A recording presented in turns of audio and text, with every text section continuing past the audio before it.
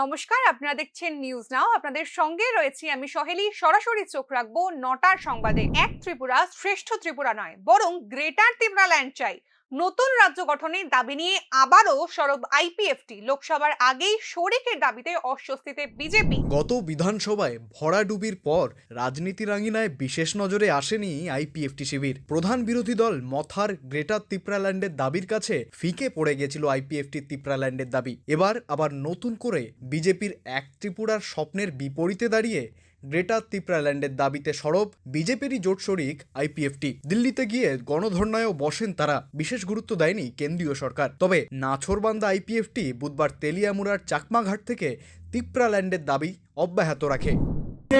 আবার এনডিএ সরকার যথেষ্ট সম্মান রইতঙ্গ, যথেষ্ট রেসপেক্ট রইতঙ্গ, চিনিব পৈতঙ্গ, ত্রিপুরাহানি ত্রিপুরাসানা, প্রিয়মনানি থাকতে নেব, ত্রিপুরাহানি ত্রিপুরাসানা, কাছে লাইকুমা কতার খেলে থাকতে নেব, আই প্রতিনিধিত্ব খেলে থাকতে নেব, এনসি দেবমণি মনোমুগ্ধন খেলে থাকতে নেব। তবনে প্রেসিডেন্ট ভারত সরকার অনারেবল প্রাইম মিনিস্টার বিনি লিডার জীবন ত্রিপুরা হস্তনি ত্রিপুরা সর লোকসভা মানায় আমাদের চম্পই তো খেইন তাবস পর্যন্ত সং এনডিএ পার্টনার সং আচু গইতঙ্গ, এনডিএ পার্টনার সং সামংতাং গইতঙ্গ। जोंनो जे कौरिका 2018 जोंनो जे कौरिका 2018 आ कॉग्निशन पइते नारदे आ कॉग्निशन विशेष होय ताबस पर्यন্ত ত্রিপুরা হস্তনি সং ইদানিং জনজাতি ডিলিস্টিং ইস্যু নিয়ে উত্তপ্ত রাজ্যের রাজনীতি। আবার এরই মধ্যে উঠছে জনজাতির জন্য গ্রেটার ত্রিপুরাল্যান্ডের দাবি। সব মিলিয়ে লোকসভার আগে তুষের গুদামে ফুলকি লাগার এই পরিস্থিতি কি নতুন রাজনৈতিক সমীকরণের জন্ম দেবে, সেই দিকেই তাকিয়ে গোটা রাজনৈতিক মহল। চাকরির নামে প্রতারণা, টাকার বদলে সরকারি চাকরি পাইয়ে দেওয়ার অভিযোগ। বিক্ষোভ চাকরি প্রার্থীদের। সরকারি দফতরে ডাটা এন্ট্রি অপারেটরের চাকরির অফার পান রাজ্যের বিভিন্ন প্রান্তের যুবক যুবতী। ওয়ার্ক ইন্ডিয়ার নাম নিয়ে যোগাযোগ করা হয় তাদের সাথে। বুধবার একটি বেসরকারি হোটেলে ডাকা হয় ইন্টারভিউয়ের জন্য। সেখানেই হয় গোলমাল। চাকরি প্রার্থীদের দাবি, রুরাল ডেভেলপমেন্ট ডিপার্টমেন্টে চাকরির পরিবর্তে টাকা চাওয়া হয় তাদের থেকে। কারোর থেকে 11,000, কারোর থেকে 9,000, আবার কারোর থেকে 2,000। ফলে সন্দেহ জন্মায় চাকরি প্রার্থীদের মনে। আশঙ্কা করেন প্রতারণার শিকার হয়েছেন তারা। ওয়ার্ক ইন্ডিয়া জবের থেকে কল আসলো, কল আসে না তো আমাদের কইছে যে মানে তুমি সিলেক্টেড হইছো ডাটা এন্ট্রি কাজের লিখা। তো ফার্স্ট একটা অ্যাড্রেস দিছিল গুরখা বস্তি রুরাল ডিপার্টমেন্ট। তো কালকের আগের দিন তো মানে গতকাল রাত্রেবেলা না সন্ধ্যা নাগাদ আমাদের আরেকবার কল আসে। কল এসে কইছে যে অ্যাড্রেসটা চেঞ্জ হয়েছে আর আপনি গিয়ে সেটা মানে যার লোকে কন্ট্যাক্ট করবেন তার নাম হয়েছে মিস্টার অনিল কুমার। তো নাম্বারটা আর অ্যাড্রেসটা আমার দিয়ে দিছে, উডল্যান্ড পার্কের অ্যাড্রেসটা দিছে আর নাম্বারটা। তো আমি যখন কল করছি আজকে সকালবেলা তাই নেলে তো তাই নিয়ে সেটা কইতাছে মানে যে আজকে 10:30 থেকে 11টার ভিতরে উডল্যান্ড পার্কে আয়া পড়তাম। বাট ভিতরে কি মানে আওয়ার পরে ইন্টারভিউ দিতে তখন বেরোলে মানে যখন গেছি তো মানে ভিতরে যাওয়ার পরে বোঝা গেল যে একজনের কাছে 11 মানে আমার কাছে 11,500 টাকা, আরেকজনের কি বাবদ মানে এটা জবের লিগা একটা এন্ট্রি ফি হিসাবে 11,500 টাকা নেওয়া হয়েছে। এটা কোন ডিপার্টমেন্টে জবটা দিব কইছে? এটা গভর্নমেন্ট ডিপার্টমেন্টে, রুরাল ডিপার্টমেন্টে। পরিস্থিতি ক্রমশ জটিল হলে পুলিশ প্রশাসন পৌঁছয় হোটেলে। যদিও অভিযুক্ত ব্যক্তি যিনি ইন্টারভিউ নিতে এসেছিলেন তিনি দাবি করেন কোনো টাকা পয়সা চাওয়া হয়নি, তার কাছে সমস্ত আইনি নথি আছে। कोई ऐसा पैसा नहीं मांगा जा रहा है ना हमको बोला है। सुनिए तो सही, कोई ऐसा पैसा नहीं मांगा जा रहा है। और दूसरी चीज, ये इंटरव्यू जो हो रहा है ये आउटसोर्सिंग का जॉब है जो रूरल डेवलपमेंट डिपार्टमेंट में ना उनको तो बोला गया और कोई डिपार्टमेंट के लिए। मेरा बात सुनिए ना, उनको क्या बोला गया, मैं किसको बोला गया मेरे सामने करिए, मैं बात करता हूँ। अच्छा, रूरल डेवलपमेंट डिपार्टमेंट में आधार का डेटा एनरोलमेंट ऑपरेटर का जॉब है ये। उस जॉब के लिए यहाँ इंटरव्यू चल रहा है। ये आउटसोर्सिंग की पोस्ट है, आउटसोर्सिंग का जॉब है, उसके लिए इंटरव्यू चल रहा है। आपने रूरल डेवलपमेंट कॉर्पोरेशन से कोई ऑथराइज्ड है कि? बिल्कुल ऑथराइज्ड है, सारी चीजें हैं, मैं सारी चीजें दूंगा। রাজ্যে প্রায় সব সময় বেকারত্ব ইস্যুতে সরকারকে তোপ দাগে বিরোধী মহল। নিয়োগের দাবিতে পথে দেখা যায় চাকরি প্রার্থীদের। যুবক যুবতীদের চাকরির এই অনিশ্চয়তার সুযোগ নিয়েই আশকারা পাচ্ছে এই সমস্ত প্রতারক চক্র, মনে করছেন নাগরিকের একাংশ। ধর্মের ষাঁড় গর্তে অনড়, উদ্ধার কার্যে গাফিলতির অভিযোগ মহকুমা প্রশাসন এবং বিপর্যয় মোকাবিলা বাহিনীর বিরুদ্ধে। মঙ্গলবার রাতে চরিলাম বিধানসভার মধ্য ব্রজপুর 1 নম্বর ওয়ার্ডের চন্দন দেবনাথের বাড়ির গভীর গর্তে এলাকার একটি ষাঁড় পড়ে গিয়ে আটকে যায়। বুধবার সকালে উঠে ষাঁড়টিকে গর্তে আটকে থাকতে দেখে আশেপাশের লোকদের খবর দেন তিনি। ঘটনাটি জানানো হয় বিশালগড় মহকুমা শাসক রাকেশ চক্রবর্তীকেও, তবে তার কাছ থেকে কোনো রকম সাহায্য পাওয়া যায়নি। পরবর্তী সময় ঘটনার খবর পেয়ে ঘটনাস্থলে পৌঁছয় টিএসআর টিম। অনেকক্ষণ ধরে চেষ্টা করার পর অবশেষে বুলডোজার বুলডোজার দিয়ে মাটি কেটে ষাঁড়টিকে উদ্ধার করা হয়। তবে সম্পূর্ণ ঘটনায় মহকুমা প্রশাসনের কোনো উদ্যোগ দেখা যায়নি। পাশাপাশি ঘটনাস্থলে আসতে দেখা যায়নি বিপর্যয় মোকাবিলা বাহিনীকেও। এই সমস্ত ক্ষেত্রে বিপর্যয় মোকাবিলা বাহিনীর ঘটনাস্থলে পৌঁছে পরিস্থিতি সামাল দেওয়ার কথা। তবে এই অবলা প্রাণীটির জীবন বাঁচানোর ক্ষেত্রে তাদের এই উদাসীনতায় ক্ষুব্ধ আম জনতা। সকালবেলা হঠাৎ করে শুনতে পাই যে এখানে একটা বড় আকৃতির ষাঁড় যেটা গর্তের মধ্যে পড়ে গেছে, সেটাকে রেস্কিউ করার জন্য আমাদের পাড়ার সবাই এসছে। কিন্তু যেহেতু অনেক বড় সাইজের এবং গর্ততে পড়েছে, আমি প্রশাসনকে ফোন করেছি, ফায়ার সার্ভিস মানা করে দিয়েছে, ফরেস্ট মানা করে দিয়েছে, NDRF মানা করে দিয়েছে। তারপর SDMকে আমি বিষয়টা বলার পর আধা ঘন্টা পর থেকে উনি আমার কনস্ট্যান্ট ফোনটা কেটে দিচ্ছে, কোনো সাড়া দিচ্ছে না। তারপর 4 জন TSR বাহিনী এসছে। তারপর আমি নিজে JCB ঠিক করে JCB এনে এটাকে মাটি সারানোর ব্যবস্থা করছি। দেখা যাক রেস্কিউ হওয়ার পর আমি ভিডিওর সঙ্গে কথা বলে কতটুকু রেসপন্স পাই। এই ধরনের সাম্প্রদায়িক উস্কানিমূলক কর্মসূচিকে প্রশাসন পারমিশন দিল কিভাবে? ডিলিস্টিং ইস্যুতে কংগ্রেসের নিশানায় সরকার ও প্রশাসন। ডিলিস্টিং ইস্যুতে বিতর্ক অব্যাহত রাজ্য রাজনীতিতে। জনজাতি মঞ্চের কর্মসূচিকে ঘিরে পারদ ক্রমশ ঊর্ধ্বগামী। একের পর এক বিরোধী দল সামিল হচ্ছেন বিরোধিতায়। সংবিধানের ঢাল নিয়ে কটাক্ষের তীর ছুটছে জনজাতি মঞ্চের দিকে। তবে সংবিধান বদলের দাবিতে অনড় মঞ্চ। CPM থেকে কংগ্রেস প্রত্যেকেই এই কর্মসূচিকে অসাংবিধানিক বলে দাগানোর পাশাপাশি শাসক দলকেও রাখছে আক্রমণের নিশানায়। বলছেন শাসক দল বিজেপি ও RSS এর হাত রয়েছে জনজাতি সুরক্ষা মঞ্চের মাথায়। বুধবার ত্রিপুরা প্রদেশ কংগ্রেস নেতৃত্ব সাংবাদিক সম্মেলন করে এই পরিস্থিতি নিয়ে উষ্মা প্রকাশ করেন। তারা বলেন এই কর্মসূচি সাম্প্রদায়িক উস্কানিমূলক। প্রশাসন কিভাবে এর পারমিশন দিল? সমস্ত ধর্মপ্রাণ মানুষ, সব জাতি ধর্মের মানুষ সেখানে উৎসবের আনন্দে মেতে একটা ইস্যুকে কেন্দ্র করে খ্রিস্ট ধর্মাবলম্বী এই রাজ্যের উপজাতি জনগোষ্ঠী তাদের সংরক্ষণের আওতা থেকে নাম বাদ করার জন্য, নাম বাদ দেওয়ার লক্ষ্যকে সামনে রেখে একটা কর্মসূচি জনজাতি সুরক্ষা মঞ্চের নামে এটা গ্রহণ করা হয়েছে। গোড়া থেকে আমরা বলে আসছি, সংবিধানের কোথাও এই ধরনের কোন রকম প্রভিশন নেই। সংবিধান প্রদত্ত ক্ষমতা হবে যারা জনজাতি বলুন, তফসিলি জাতি বলুন, বিভিন্ন অংশের মানুষ যারা সংরক্ষণের আওতাধীন, ধর্মের নামে যেখানে কোনো সংরক্ষণ হয় না, সংবিধানের এর কোনো প্রভিশন নেই, কিন্তু এই ধরনের একটা ইস্যুকে সামনে রেখে একটা র্যালি সংগঠিত করতে যাচ্ছে,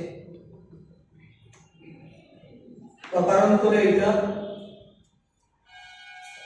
এই শাসক দলের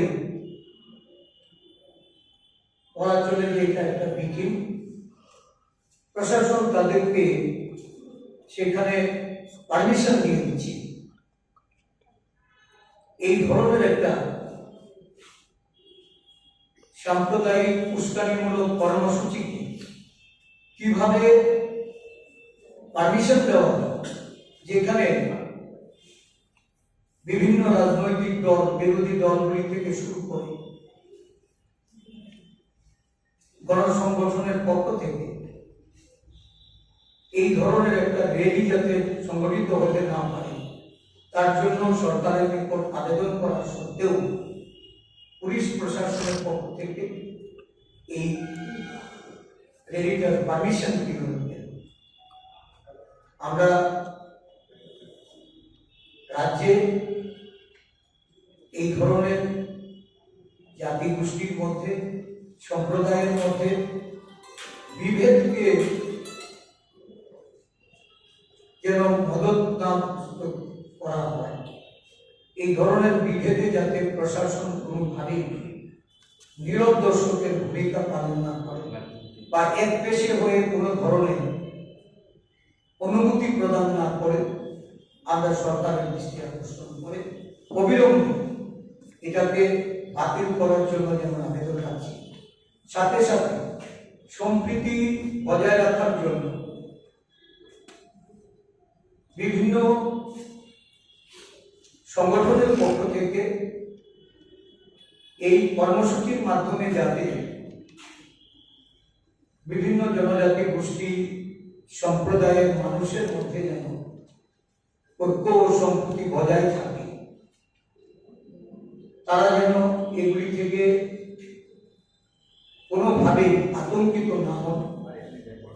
রাজনৈতিক দল হিসাবে ত্রিপুরা প্রদেশ কংগ্রেস তাদের কাছে আহ্বান রাখছে, সংখ্যা কাটিয়ে কিভাবে রাজ্যের দীর্ঘস্থায়ী যে শান্তি বা সম্প্রীতিকে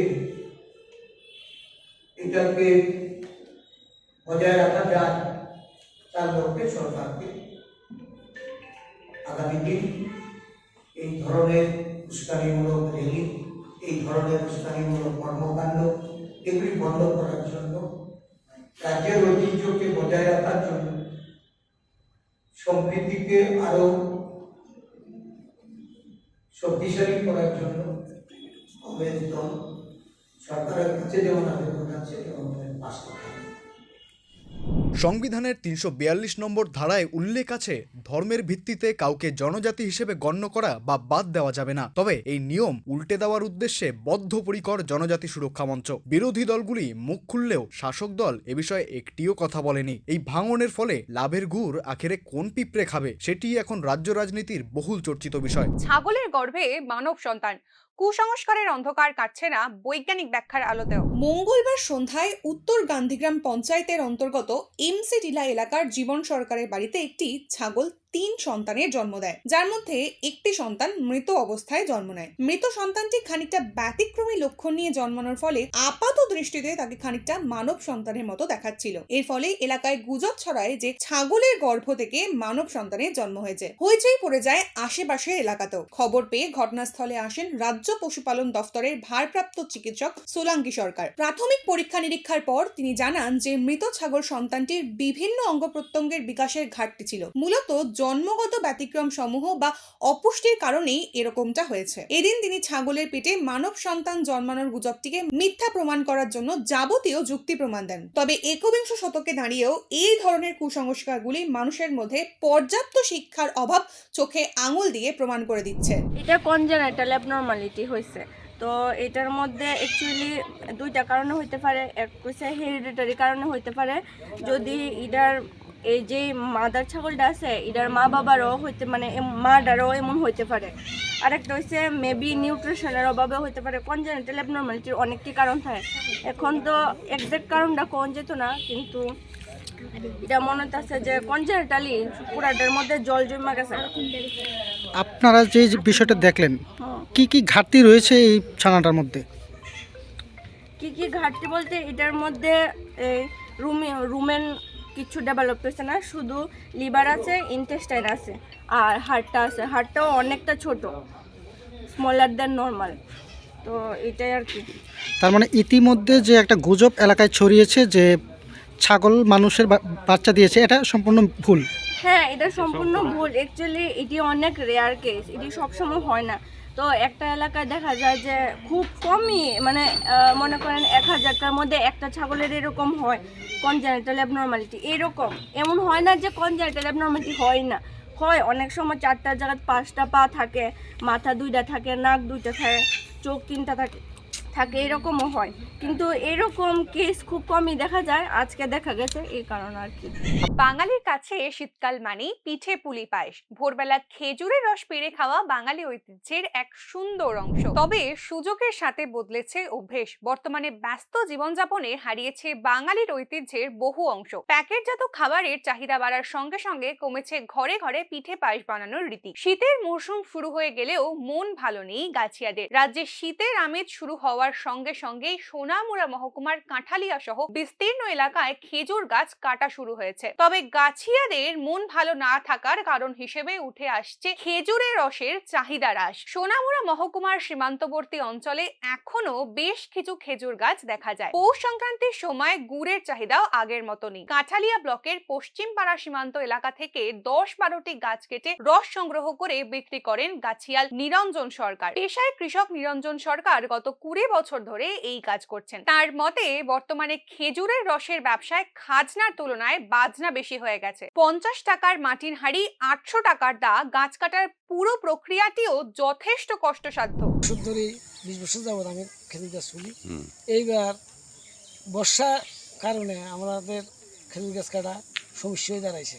এখন আমরা কি পরিমাণে রস পাই বা কি পরিমাণে ইয়ে করি বুঝতে পারি না, যার ধরুন রসও পাইতেছে না, আর লাকড়ির সমস্যা। এইবার গতবারের তুলনায় এবার কিছু বাড়তি পয়সা বেচতে হইব। 300 টাকা গতবার রেট আছিল, এবার 350-400 টাকার নিচে আমরা বেচলে বুঝতে। আগের মতো চাহিদা না থাকায় খরচ ওঠে না গাছিয়াদের। খেজুরের রসের চাহিদা কমার ফলে কমেছে গাছের সংখ্যাও, সঙ্গে খেজুর পাড়ার জন্য গাছিয়ার সংখ্যাও কমেছে। আগামী দিনে বাঙালির সংস্কৃতির এই দিকটি প্রায় বিলুপ্ত হতে চলেছে বলেই ধারণা করা যাচ্ছে। আজকের মতো সংবাদ এই পর্যন্তই। পরবর্তী আপডেটস পেতে চোখ রাখুন নিউজ নামের পর্দায়।